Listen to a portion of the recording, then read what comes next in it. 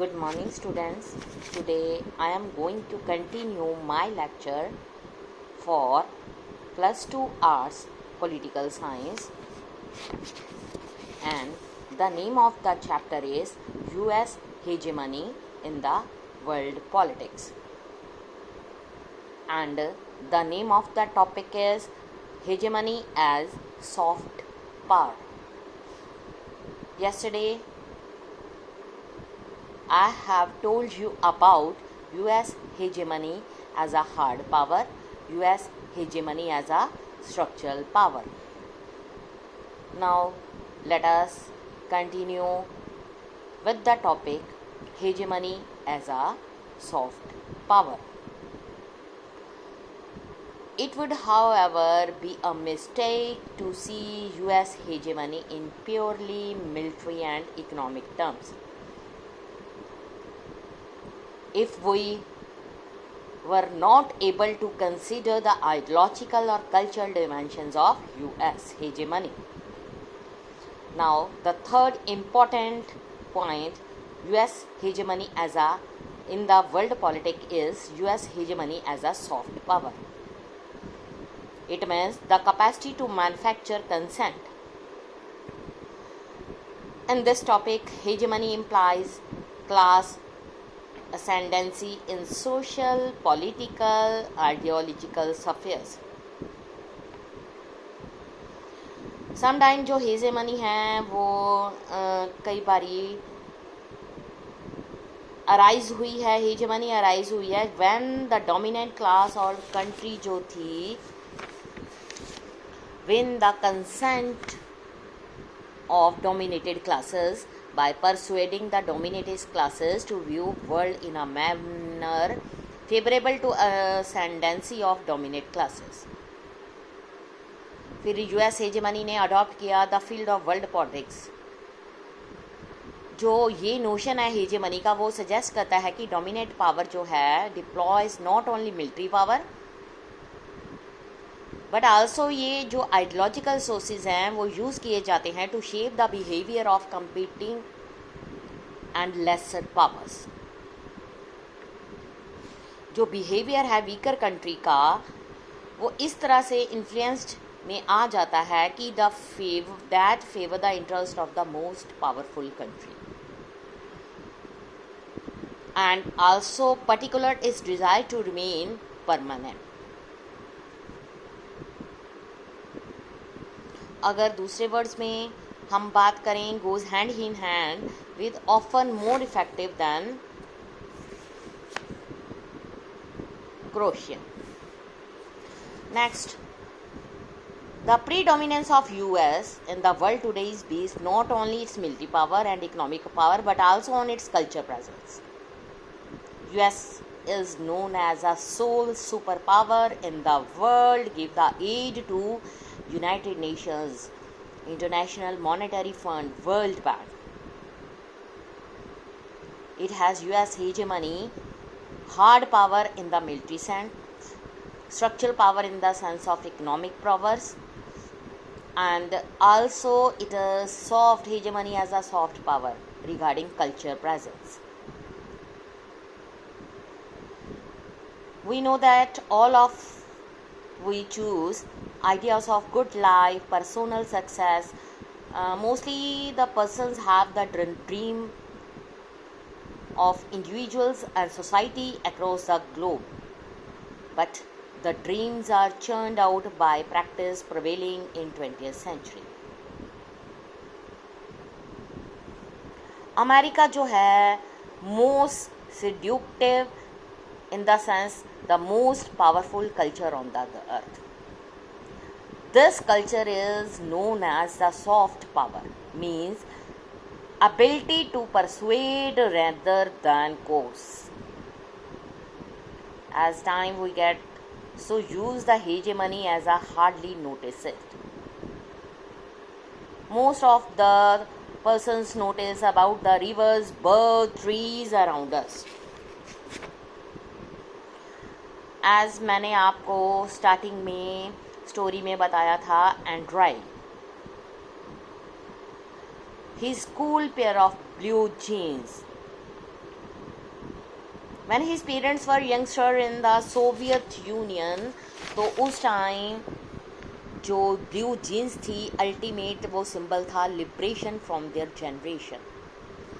Young man, women, mostly वो अपनी 1 year की सैलरी को स्पेंड करते थे ब्लू जीन्स को परचेज करने के लिए फॉरेन टूरिस्ट से. इवन वो ब्लैक मार्केट से भी ब्लू जीन्स को परचेज करते थे. Somehow, for an entire Soviet generation, blue jeans came to represent aspirations of good life. But ये चीज़ें उनकी अपनी कंट्री में अवेलेबल नहीं थी. During the Cold War, US ने ये फाउंड किया कि it is very difficult to score victories against the Soviet Union and realm of hard power. It was in the area of structural power, soft power, and US scored notable victories in these areas. Although जो Soviet की central plan economy थी उसने एक alternate model of internal economic organisation US को provide किया. World economy throughout the Cold War जो थी remained a world capitalist economy. But अगर हम बात करें area of soft power that US has ultimately triumphant. यहाँ पर हमने एग्जाम्पल लिया है ब्लू जीन्स का. Soviet Union clearly shows that जो यूएस है able to engineer a generational divide in Soviet society on the basis of culture product. But US hegemony in these structural powers, some constraints are there on American power. Now let us start with the new topic, constraint on American power.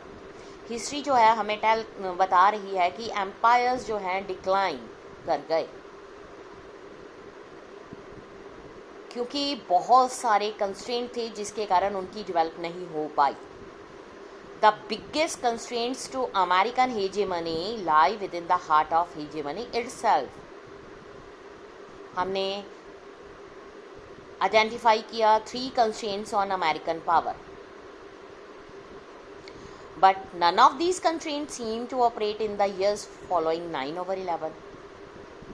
But now it appears that all 3 these constraints are slowly beginning to operate again. First constraint, institutional architecture of American state itself. It means the division of power between the 3 branches of government. Government places significant breaks up. Unstrained, immoderate exercise of America's military power by the executive branch. Second constraint on American power is also domestic in nature.